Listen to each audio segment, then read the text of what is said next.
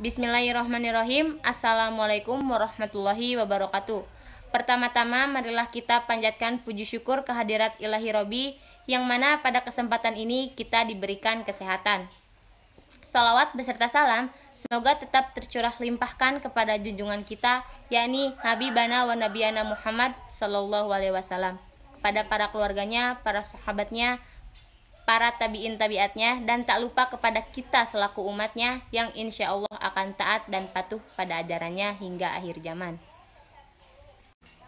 Teman-teman sekalian, pada situasi saat ini, jujur saya pribadi sangat sedih karena kita sedang mengalami musibah, yaitu adanya pandemi corona, sehingga aktivitas belajar pun sangat terganggu.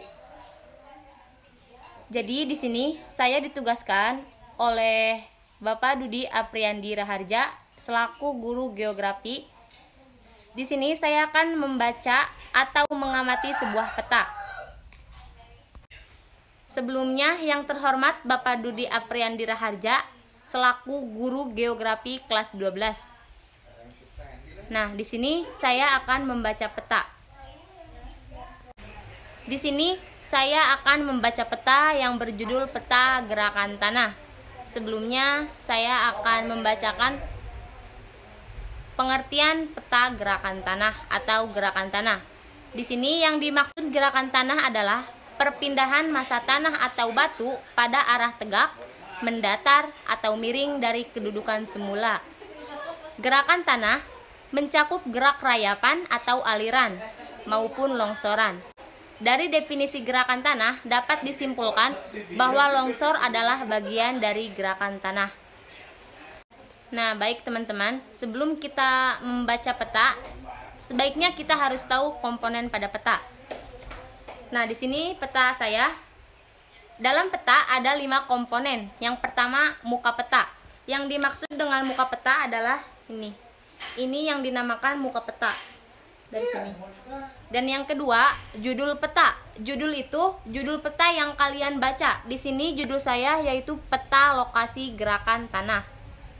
Yang ketiga, petunjuk arah pada peta.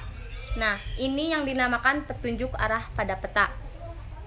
Dan yang keempat, simbol peta. Ini yang kalian harus tahu.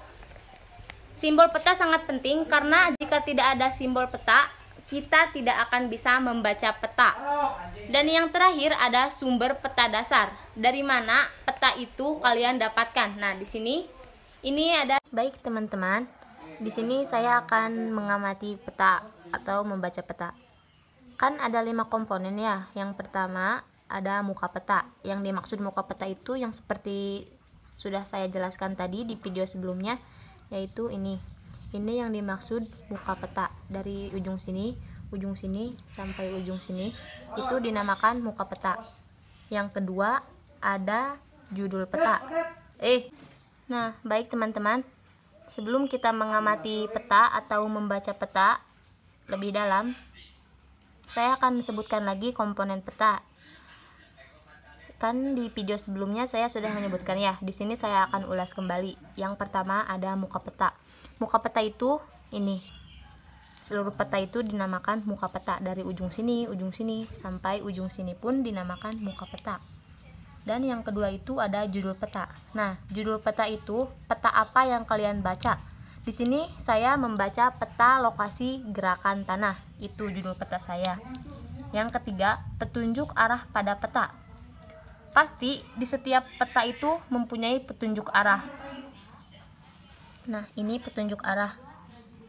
Yang keempat ada simbol peta. Nah, simbol peta itu sangat penting karena di dalam peta jika tidak ada simbol, kita tidak akan tahu atau tidak akan bisa membaca peta. Nah, ini yang disebut simbol peta. Ada garis hitam, garis putus-putus, garis biru. Di sini juga ada warnanya yang menunjukkan keberadaan atau ya ciri-ciri. Yang kelima, sumber peta dasar. Peta mempunyai sumber.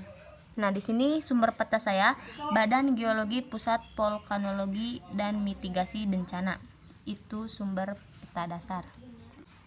Oke, teman-teman, kita akan langsung mengamati peta. Di sini yang digaris. Nah, baik teman-teman, langsung saja kita mengamati atau membaca peta. Di sini yang ini warna biru itu adalah sawah tada hujan. Nah, ini biru ini dinamakan sawah tada hujan. Dan yang bercorak ini dinamakan sawah irigasi. Nah, ini. Terus yang kuning ini dinamakan tegalan atau ladang. Nah, di sini sangat banyak sekali ya teman-teman. Yang kuning yaitu yang disebut tegalan atau ladang. Nah, ini di Desa Gunung Manik. Ini Pinara. Nah, ini tegalan atau ladang. Dan yang berwarna hijau itu hutan. Nah, ini hutan. Nah, di sini ini hutan, teman-teman. Ya. Terus yang berwarna abu itu semak-semak. Ini ya. Ini enggak abu sih, di sini kuning. Tapi di sini simbolnya berwarna abu.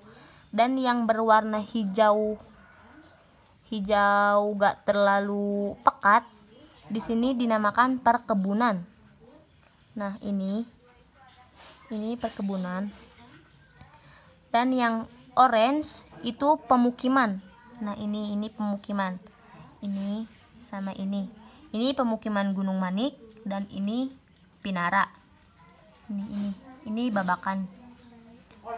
Terus yang paling penting ini yang bulat bulat merah ya. Bulat merah itu yang dinamakan lokasi gerakan tanah. Nah, ini yang rawan yang rawan longsor. Nah, ini titik ini rawan bencana ya. Nah, titik ini dinamakan gerakan tanah. Lanjut pada simbol peta selanjutnya, yang garis hitam itu dinamakan jalan kolektor. Jalan kolektor di sini tidak ada ya garis hitam, hanya ada garis putus-putus, nanti ada. Dan yang bergaris merah yaitu jalan lokal. Garis merah ada tidak ya? Tidak ada juga. Mungkin teman-teman bisa lihat, tapi di sini saya tidak melihat garis merah, adanya garis putus-putus merah. Nah, yang selanjutnya garis putus-putus merah juga disebut jalan lain. Nah, ini. Selanjutnya garis putus-putus abu jalan setapak. Ada gaya jalan setapak di sini. Nah, ini mungkin di dalam ini di sini juga pasti ada. Lanjut, yang garis biru putus-putus itu sungai. Sungai ini sungai, teman-teman ya, ini sungai. Terus yang berwarna biru itu sungai. Ini sungai. Sungai. Lanjut, yang garis putus-putus terus ada kutip 2 itu batas desa. Nah, ini strip kutip. Nah, ini batas desa. Lanjut, yang titik-titik strip batas kecamatan. Ini. Lanjut, yang garis melengkung itu kontur invertal. Nih, seperti ini. Nah, mungkin hanya itu yang dapat saya sampaikan. Kurang lebihnya mohon dimaafkan. Ditutup. Wabillahi taufiq wal hidayah. Wassalamualaikum warahmatullahi wabarakatuh. See you.